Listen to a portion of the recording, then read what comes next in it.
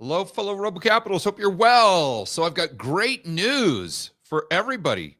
The government wants to get even more involved in the housing market. Isn't that amazing? In fact, I think we've seen this movie before, didn't we? I think in the early 2000s. And if my memory serves me well, that ended badly, to say the least. But now, thank goodness, the government is at it again. You just can't make this stuff up, can you? All right, let's do a screen share. Josh is still busy swiping on Tinder, so I'll have to do this myself today. And let's go over to this screen. Let's start off by going back in time. For those younger viewers who may be watching right now and thinking that it's just a fantastic idea for the government to declare housing a national emergency, because that means the government's going to get involved and they're going to solve the problem. They're going to bring prices down because, boy, oh boy, the free market sure can't do it. For the youngins that are watching, let's go over to this. Here we go. Now I'm going to go ahead and zoom in. So hopefully you guys can see this. And this is directly from the White House. Now, is this from Donald Trump? No, no, no, no, no. This is from Bush, George W. Bush. And this goes back to 2004. Okay, let's see what they were trying to do back in 2004. Oh, would you look at that? Increasing affordable housing and expanding home ownership. What a great idea. Who could argue with that? They start off by saying we live in times of change and our dynamic economy can create great opportunities for Americans or for America's families to realize their dreams. Well, yeah, the GFC. I mean, everyone realized their dream in the GFC when they got the old rug pull because of government getting involved in the housing market. Let's keep going. During this time of change, President Bush believes the government should help families to have security, dignity, and independence that comes along with owning their piece of the American dream. And yes, look, we've got to get these low and the what am I trying to say? We've got basically what their premise was is we've got to get the middle class and the lower income groups into houses. We've got to make them take as much savings as they possibly can and put it to a house so it can bump up the prices. So then we do the rug pull and they lose absolutely everything because that will really benefit the poor and middle class. That let me go ahead and interpret that for you. But of course, they didn't know what they should have realized. But at the time, let's give them the benefit of the doubt, assuming they're not malicious. And they didn't realize that this effort to just buy votes, which is exactly what this was, leads to, let's just say, some unintended consequences, right? There might be a couple unintended consequences of the government trying to push people into homes that might not be able to afford it and trying to bring the cost of home ownership down instead of increasing the supply of home ownership. But we're going to go into a few things that I think they should be doing to address this issue. Let's get back to the article here, or this post from the White House. President Bush has a bold agenda for promoting an ownership society. And by the way, it's the same thing, no matter who the president is, whether it's George Bush or Donald Trump. The propagandists out there, and we're going to get to one guy by the name of Scott Bessent here, who's, I mean, I don't want to make this really knocking the Trump administration, but my goodness gracious, he is like the propagandist number one out there. Well, maybe Lutnick is probably even more of a propagandist, but boy, oh boy, I tell you what, Scott Bessent has taken that ball and running with it. And if you don't believe me, Just wait till we go over to this article here in just a moment. But it's still the same thing. It's always like, oh, our king and emperor, is having mercy on the plebs by just helping us and doing something that the free market just can't do. And what is the free market at the end of the day? What is it? Is there some sort of like abstract free market entity thing that just helps us like the government? No, the free market is you and I. We are the free market. The free market is us. It's the entrepreneurs. It's the business owners. It's the average Joe and Jane. We are the free market. So basically what they're saying right here is you're too stupid to fix this problem by yourself.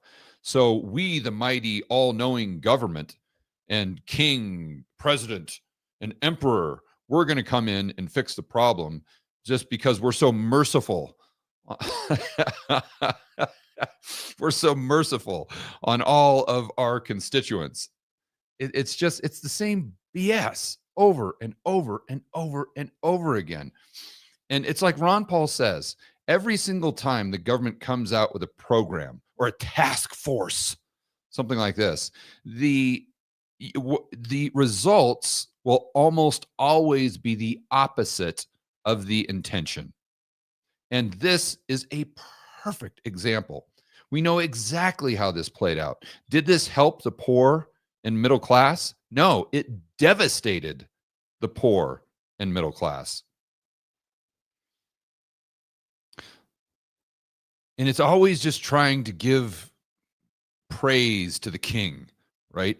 His bold agenda for promoting. And yet they're the ones, the central planners, they're the ones that create the problem. And then we look to them to solve the problem they created. So it's a great role to have, right? It's a great gig if you can get it. You can be the arsonist and the firefighter. And when you're the arsonist, you buy votes and people want to vote for you. And when you're the firefighter, well, people also want to vote for you. They never, ever, ever attach the two and connect the dots that they're one and the same, for heaven's sakes.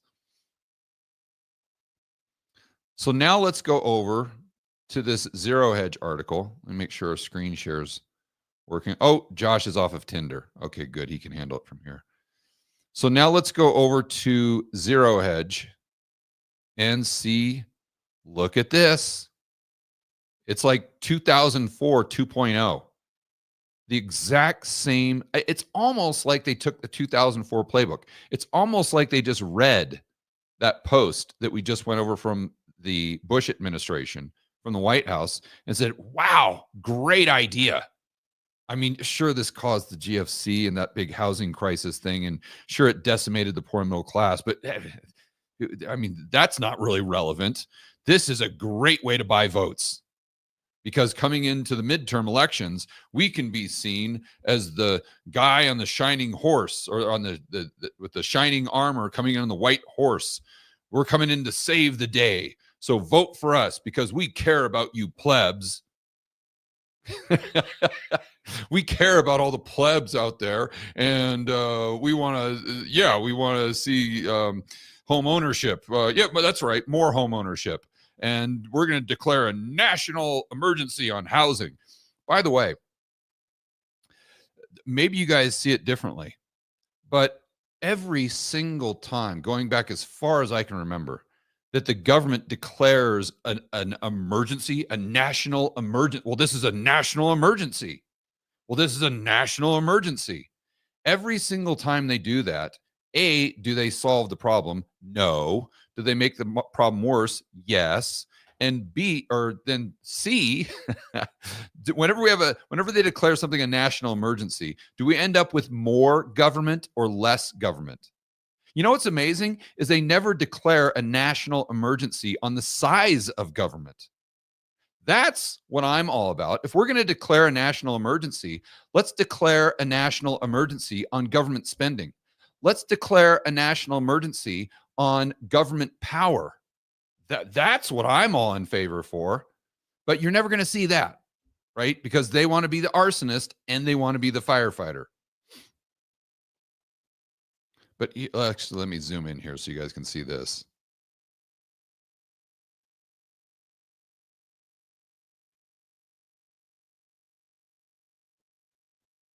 And this isn't a Democrat Republican thing, by the way. It's just this is how the political game is played.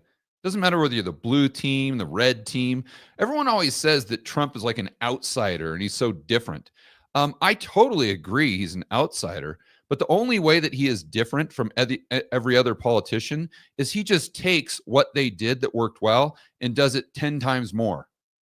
So if it worked well for Obama to increase the size of government, well then Trump will just take what he did and increase the size of government even more.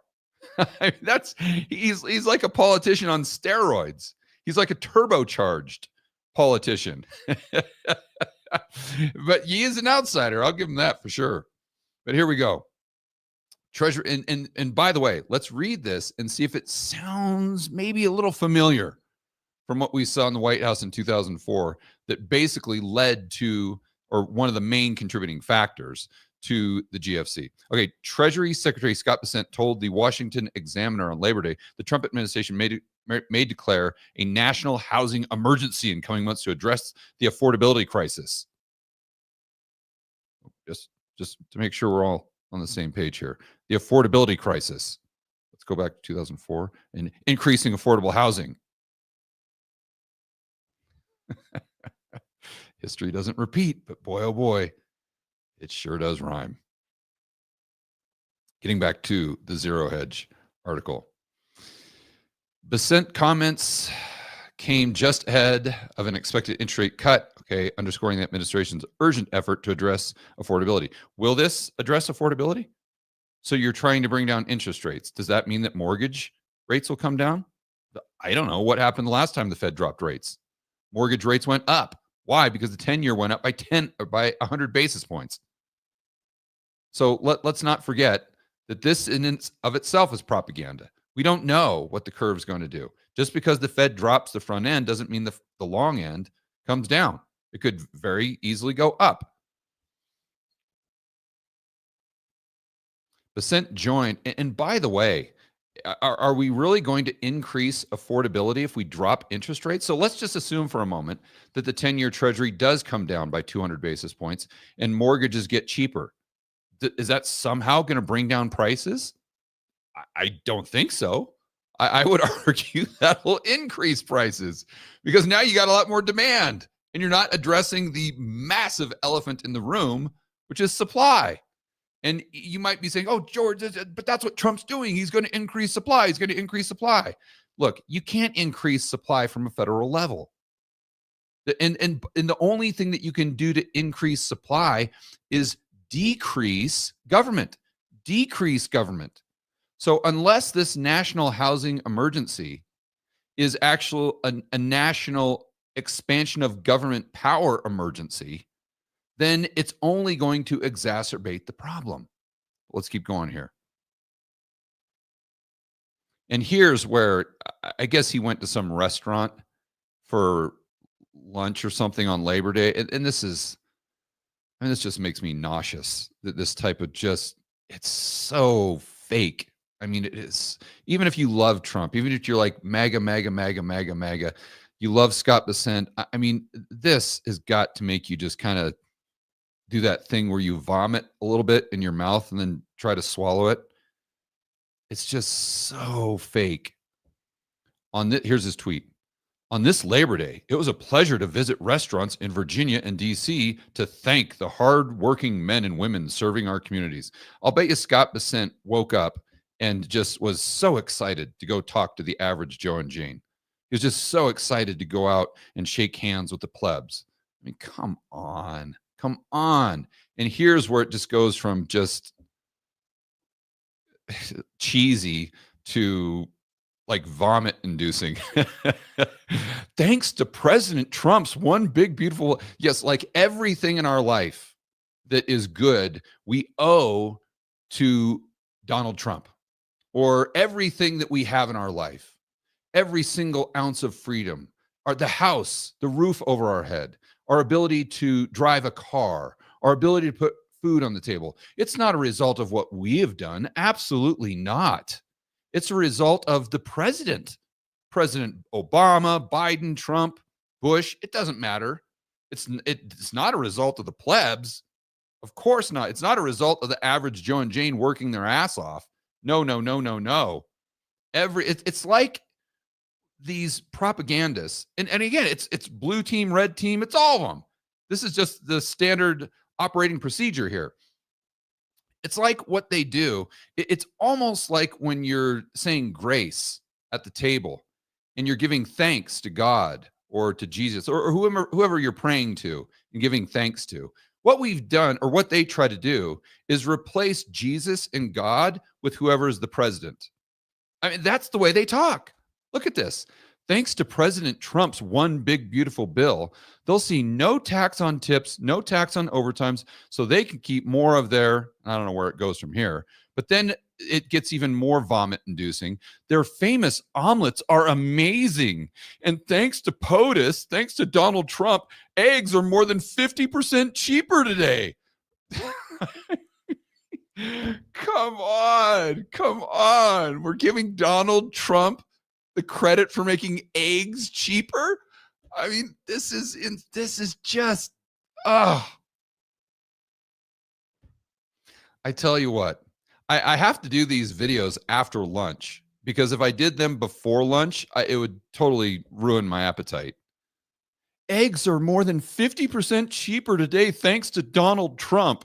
Like he's out there at a chicken farm, like oh, geez. Like he's the one out there producing more eggs to bring down the prices. I mean, isn't this the guy that's like, I don't even want to go off on a tangent here. So then he goes on to say that we may declare a national housing emergency. And obviously, this is just to get votes for the midterms. It's like, oh, that Epstein thing? Yeah, just let's stop talking about that. That's not a big deal. That was all fake news. Well, even though I did a 180 on that, let's just ignore that, because we're going to declare a national emergency on housing. Everyone knows they can't afford a house, so we're somehow magically going to bring down prices while at the same time keeping prices the exact same so the people that actually own houses don't take a hit. That's the way they always present it to you. Like we're not going to actually bring down the price of houses, because we wouldn't want to do that, because that'll lose votes. So what we're going to do is we're somehow going to raise the price of houses while increasing the affordability of houses. That's where you get into that corner that creates the environment where we have a GFC, and the poor and middle class just gets completely wrecked. Because the only way to make housing more affordable in a way that's sustainable is to increase supply so you decrease prices. That's it. There's no magic secret sauce. and if you try to do it any other way, it's going to lead to big problems, big unintended consequences. And if you don't believe me, just ask 2008.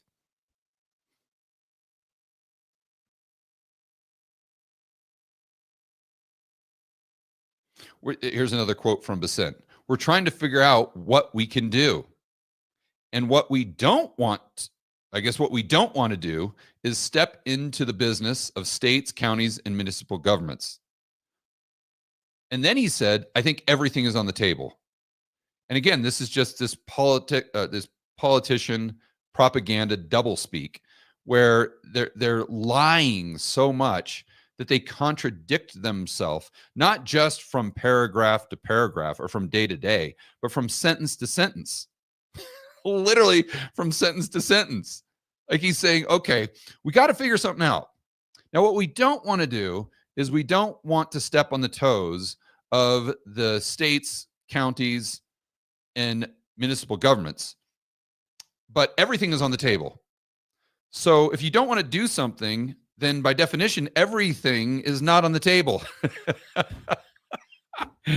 Oh, but don't let facts get in the way of a good narrative.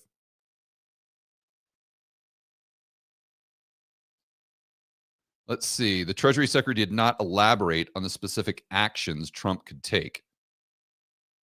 But we know what actions he's going to take, because he can't do something that brings down home prices. because then you're going to lose votes. Because who are the people with the homes? Who are the people with the home equity? Well, those are the old people. And guess what? Those are the people that vote.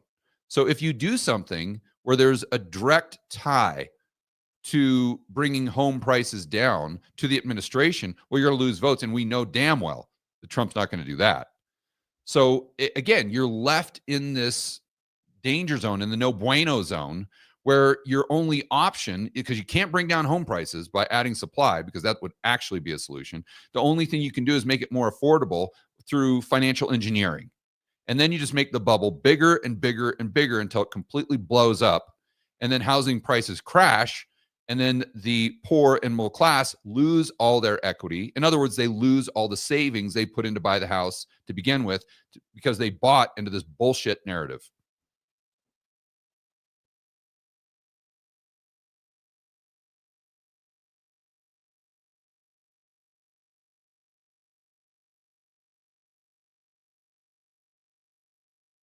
America First, rebuilding the middle class. Okay, so then this is just the Zero Hedge's editorial on this.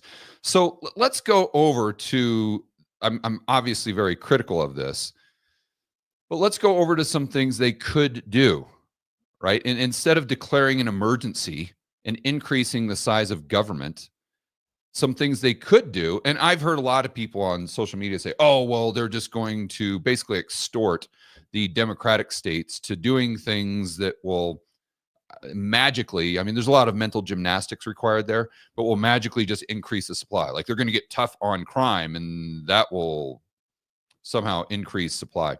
Okay, I don't really buy into that. Great, let's decrease crime, but I don't know that that's really going to benefit.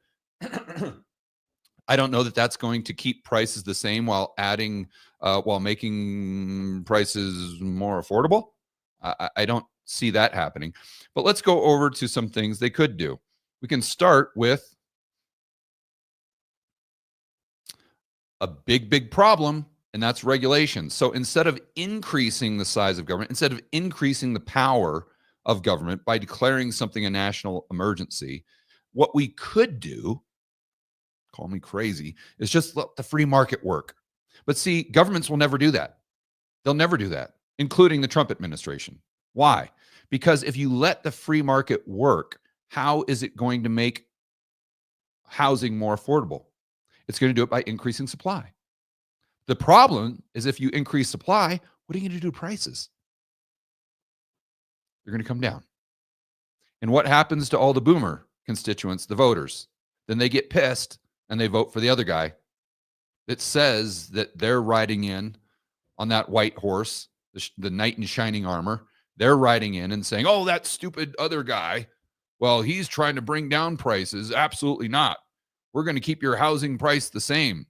We're not going to impact your net worth because you deserve it. You've earned that home equity. This is the game, guys. This is the game. And this is why it never, ever, ever gets better. And this is why it always leads to a disaster. Because the real solution is right there in front of us, but the politicians will, including Donald Trump, will never, ever, ever, ever do it because that would bring down the price. And again, that takes out the voters. So here you go. This is a study that was done 2021. So it's even worse now, by the way. A study that was done regarding the amount of regulation and the cost of regulation for a new home in the United States. All right. And so this is just the out-of-pocket cost. So let's just think about all the homes that weren't built as a result of not only these costs, but the time and effort and energy that it goes into actually dealing with all of this bureaucracy, all of this red tape, not just at the state level, but at the federal level as well. On a dollar basis, applied to the current average, roughly $400,000 for a new home, regulation accounts for $93,000, almost $100,000. So 25% of the price you pay for your house is regulation. Now, that's great for people that own a house. because that makes them richer on paper. But again, the solution there is to get rid of all, not all, but maybe a lot. I would get rid of all, but a lot of those regulations to bring this number down, which would immediately, that's not even bringing down the price of labor. That's not even bringing down the price of lumber or materials, drywall, windows, nothing. All you're doing is just bringing down the cost of the actual regulation itself by reducing those regulation. So of this, 41,000 is attributed to regulation during development, 52,000 during regulation during construction. So development, I guess, would be the land, and construction would be the actual building. In dollar terms, okay. So, and by the way, I think they go into multifamily as well. And multifamily, it's like 40%. I mean, it's completely bananas. And again, I want to make sure I'm clear. When you're thinking about this, don't just think about it in terms of the cost to a builder adding to the cost of a house. Think about this in terms of all the supply that we would have that we don't have right now. You see, because I know so many builders. I mean, Kenny McElroy is one of my best buddies.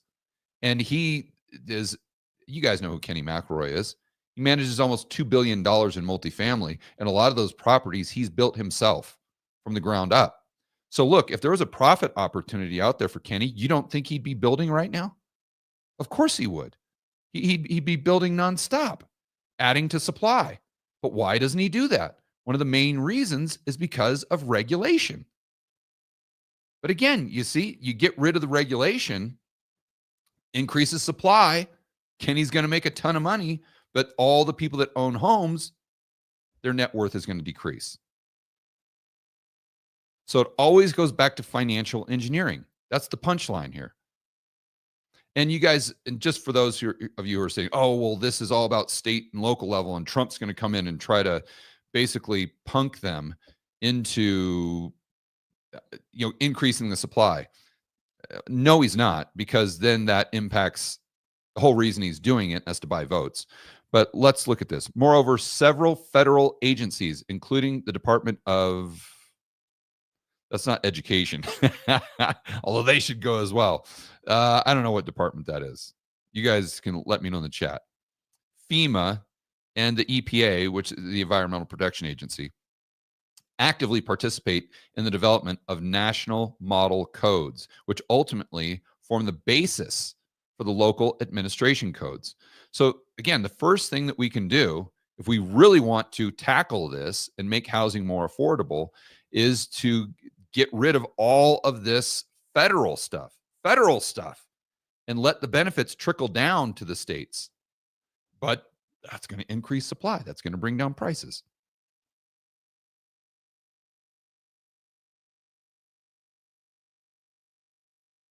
Oh, let me go back to the Zero Hedge article, because I forgot one thing that Besant said that I thought was very telling, let's say.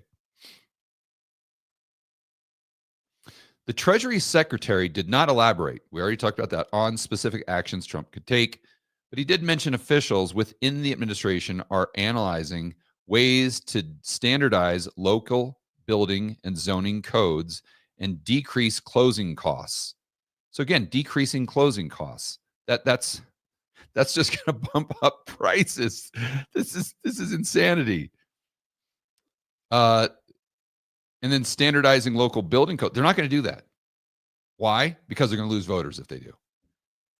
Because again, just to make sure we're on the same page, you're adding the voters by bringing down the home prices, but you're losing even more voters by bringing down those home prices, having it affect their net worth, the owners of the homes right now. But here's the key. Listen to this.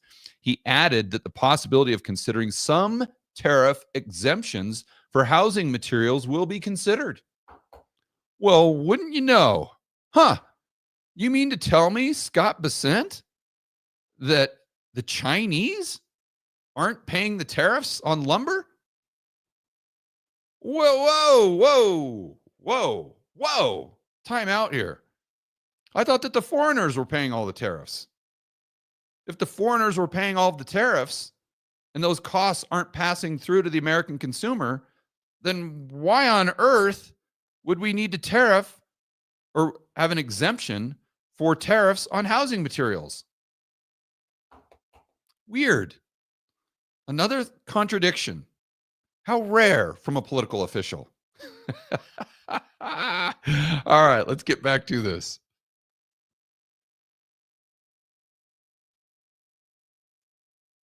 So here we go through, let me zoom in again for you guys. Costs, I mean, this is just insane. All regular, okay, yeah. So here they go through just a cost breakdown of just the regulation that we were discussing before. And again, this isn't all state and local. A lot of this is federal, and it just trickles down to the state and local due to agencies like the Environmental Protection Agency. And they have all of these things. You know, I've built homes in the United States from scratch, as most of you know. And I've also built properties or buildings or apartments here in Columbia. And it is night and day difference. Night and day. Now, is the building quality here at the level of the United States? Not really, truth be told. But does it matter? No. Are buildings just falling down everywhere? No. It's just it's all of the crazy minutia that at the end of the day really doesn't move the needle, but it just makes the bureaucrats feel better. Like the busybodies in the government, it makes them feel like they're actually doing something to save the environment, right?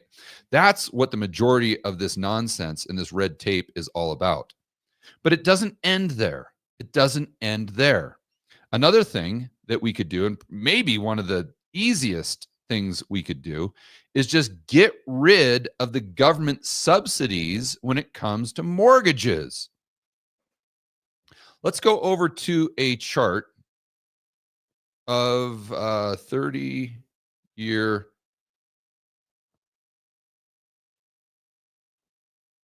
mortgage. We'll just do the rates just because I just need a chart as a visual. So this is just, well, let's just go to one that's a little more up to date. We'll just go to the Fed.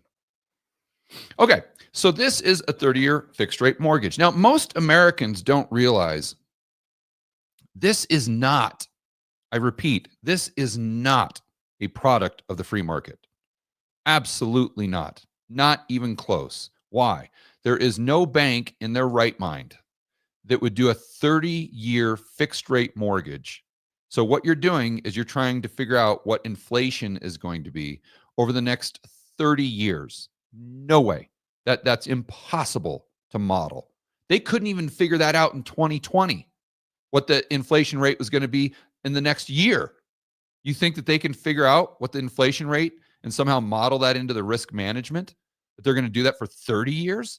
Absolutely not. Why do you think that if you go to a non-Fannie Freddie bank that's going to actually keep that on their balance sheet, that paper, why do you think that it's only an adjustable rate mortgage?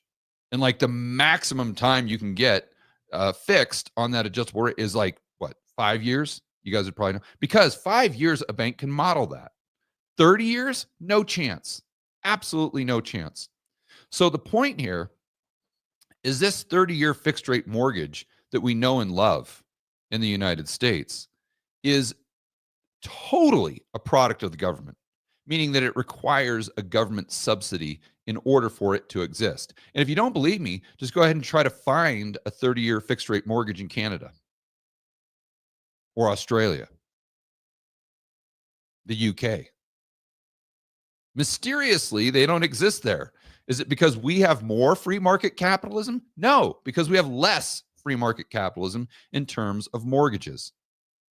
And then what you can do is get rid of HUD and get rid of the FHA and get rid of all this crazy government, basically the subsidies, in order to get the payment down, which jacks the prices high and creates all these bubbles, for heaven's sakes. Right? So what you do back in the good old days, very few people probably remember this, but back in the good old days, you would have to put 20% down. Okay. Or even more than that. In Colombia, by the way, you got to put down like 40% down. And the interest rate's like 15% on a mortgage, and it's adjustable rate. No way they're doing fixed rate mortgages here. That's for sure.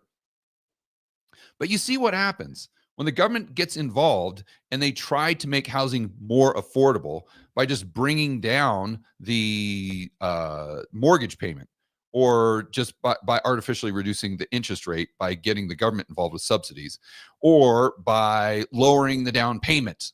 So then what you're doing is you're bringing people to the housing market that really can't afford to be there in the first place. And they're the ones that get completely wrecked. They're the ones that get destroyed. But this issue, this problem, it's not hard to solve. It's just, again, the main problem here is the solution requires bringing more supply online, which is going to bring down prices. And the politicians don't want to do that, especially Donald Trump. So what they inevitably do is they create the illusion of affordability through financial engineering that creates the bubbles that end like the GFC. So that's what this is all about. And they do it entirely just to buy votes. Because Scott Bessent isn't a moron. I mean, he's a smart dude. He's a real smart guy. And he lived through the financial crisis. He knows what caused the problem. He knows damn well that this was one of the main contributing factors. And yet he's doing the exact same thing. Is it because he just loves the plebs and he loves the gal that has the fresh omelets? No, absolutely not. It's because he knows this is Donald Trump's, or the Republicans' best bet to win the midterms, and he's sacrificing the poor and middle class just to get votes. That's the bottom line here.